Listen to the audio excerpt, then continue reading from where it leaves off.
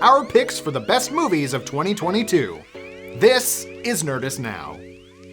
2022 is almost over, thank God, and surprisingly, it ended up being a very good year for movies. A combination of delayed releases of pre-pandemic films and tremendous lower-budget affairs have made it one of the most enjoyable years in cinema in quite a while. Titanic box office smashes, some great new horror movies, and not one but two outstanding donkey performances. First time that's ever happened. The following is a list of Nerdist's favorite movies of 2022. Many of these are on our personal top 10s of the year, but this list represents our collective favorites, things we've covered and reviewed. Horror, sci-fi, action, animation, and of course, comic book movies. If it's Nerdist, it's here on this list, which means Tar isn't. Apologies to producer Adam and host me. You cannot start without me. I start the clock. The Batman. The very long-awaited first outing of Robert Pattinson as the Dark Knight eventually saw release in February of this year. We had hoped it would be good, but I couldn't have predicted it would supplant all other Batman live-action outings, for me. Matt Reeves made his version of Gotham City both believable and thoroughly steeped in comic book lore. It's a moody, emotional, actually mysterious adventure with some killer action and a whopping 5 major villains. Holy God, what are you showing me? Hey, come on! And personally, Michael Giacchino's score for the movie might have been the most played thing on my Apple Music for the year. Just a triumph on every level. Turning Red. Though most of their recent output has gone straight to Disney+, Pixar's Turning Red was yet another triumph. One of their strongest aspects of the film is the ability to show slices of life that are specific to particular people that feel somehow universal. A girl turning into a giant red panda shouldn't be relatable, but it super is, because everyone has felt embarrassed by their parents amid growing up. Adolescents may as well be turning into a monster, so hey, at least it's a really cute one. Great movie, deserved to be on the big screen. Everything, Everywhere, All at Once! After the movie where a farting corpse is someone's best friend, I was willing to go with the Daniels anywhere they wanted to go. Turns out, where they wanted to go was a multiverse of infinite possibilities and raccoon chefs that ties into a small family drama that is also a universal-altering action sci-fi adventure. It's brilliant, and Michelle Yeoh and Ke Huy Quan deserve Oscar nominations this year. In fact, if they don't get them, I'm gonna glue googly eyes on the Academy voters' houses, all of them. I'm coming for you, Brian Grazer. X and Pearl. This one's a twofer. Either of these movies from Ty West, X, which came out in March, and Pearl, which came out in September, would have made a short list of movies we liked. However, the fact that they both came out in the same year and act as a fascinating exploration of similar themes in completely different ways makes the whole experience one of 2022's best. X is a slick slasher set in the early heyday of porn against a backdrop of homicidal backwoods olds. Pearl, meanwhile, backs all the way up to the 1910s and explores how the titular old from X got to be the way she is. Scary, funny, weirdly touching, and with 3 tour de force performances from Mia Goth. What's not to love? Nothing. Top Gun Maverick. Look, I'm on record as thinking this movie would be both not very good and not make much money. And that, friends, is why I don't gamble or post things on Twitter anymore.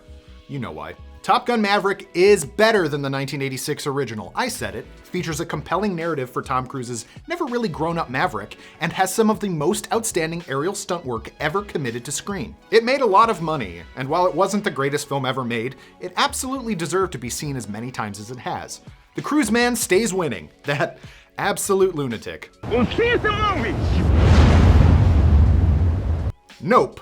I love that we're in a world where a new Jordan Peele movie is cause for excitement. With only his 3rd feature, he went enormous and delivered a fascinating and troubling sci-fi story with visuals we haven't seen anywhere before, and a roster of incredible performances. Daniel Kaluuya, Keke Palmer, Steven Yeun, and Brandon Perea are all phenomenal. And it's got Michael Wincott in it! Who doesn't love a Wincott?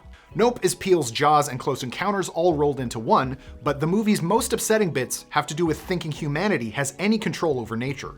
Justice for Gordy. It's his house, after all. Prey. 2022 was wild, man. Not only did we get a really great sequel to Top Gun, we also finally got a Predator installment that lives up to the original. Prey takes us back to 1719, where an indigenous youth has to fend off the alien hunter who is way overpowered for the time period. It's not scary the way the first movie was, but its action sequences are outstanding. The franchise is one of the more convoluted and disparate in all of sci-fi, even more than Alien, one could argue. But at least we finally got another entry worthy of the banner. And it also gave us a fun Predator 2 nod, a much slept on entry in the Predator franchise. Black Panther Wakanda Forever. In many ways, Black Panther Wakanda Forever is exactly what we thought it would be. And that's a great thing. The highly anticipated Marvel film explores the in-universe and real-life pain of losing T'Challa and Chadwick Boseman. Every frame of this is an aesthetic wonder. Humor, tears, action, and gripping dialogue coexist beautifully in its narrative. Shuri takes on the mantle, even if she's not quite ready for it. But in reality, Wakanda Forever digs far beyond previous speculation and theories. The exploration of grief splinters into many directions that all resonate. And while it's clearly in tribute to its fallen king, through the ashes of pain rise a new version of characters we love. Without a doubt, Wakanda Forever is the best MCU movie of 2022. Barbarian. I often think spoiler phobia is worse than just knowing basic info about the movie. Like, who cares if you know the premise? But in the case of Zach Cregger's Barbarian, the less you know beforehand really does enhance the experience.